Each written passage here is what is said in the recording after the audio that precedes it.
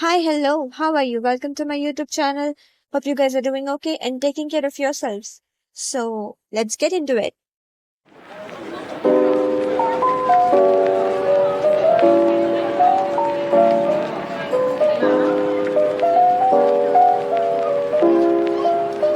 So, the book I want to talk about today, Rich Dad and Poor Dad, has a picture of the author on its cover, Robert Kiyosaki. And this should have been my first red flag. This should have been my first warning. But I went ahead anyway, bravely, and to my surprise, this was a wild ride. I mean, the book taught me a few things, taken, but it also cranked up my blood pressure up a few notches. I mean, Mr. Kiyosaki could seriously use a dose of humility. His tone is just, he talks like, "Let me educate you, you peasant.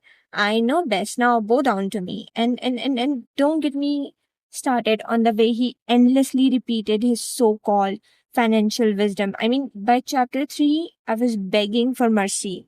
But let's talk about the real plot twist here. My sheer confusion and tremendous hilarity of it, because for the first 40 to 80 pages, I genuinely believed that Kiyosaki either had two dads because, hey, maybe his mom remarried or something, or maybe his dads are like gay couple and he was adopted. The constant marriage dad, my poor dad, like that threw me in for a loop.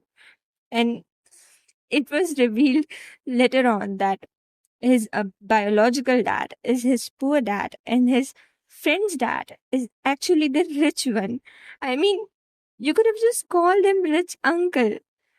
Why force me to do this mental gymnastic? Why make me guess how you have two dad? One is rich, another is poor. Now the book. It is borderline negligent and occasionally offensive, all while trying to wear the mask of helpfulness. I mean, I do agree with one point that financial illiteracy is a thing, and a lot of parents do not teach their kids about money because they don't know much themselves. Fine. But this book was just so mean about it, and it had me questioning my entire financial existence. And he could be a little bit polite about it, a little bit of humility won't hurt Mr. Kiyosaki. And funnily, when I thought I had already hit peak absurdity while reading this book, I stumbled across a section where Kiyosaki straight up admit that he's not a good writer, but really good at selling books. I mean, the joy, the joy of realizing that my friend who loaned me this book just padded the author's pocket by falling for this marketing trap. And he is one of those, finance bro. Classic, peak classic capitalism.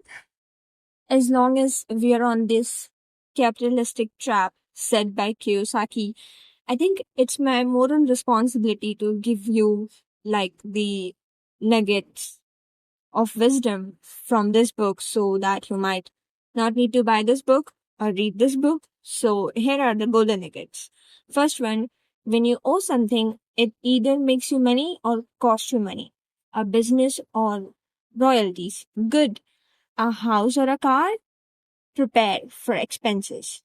Second, golden nugget. Own more things that makes you money.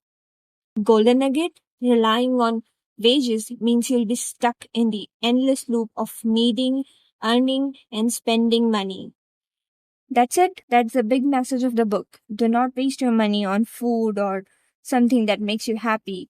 Invest your money, buy real estate or stocks. It's just Kiyosaki droning on and on about how he turned 60,000 into $60,000 into $80,000 without any actual specifics.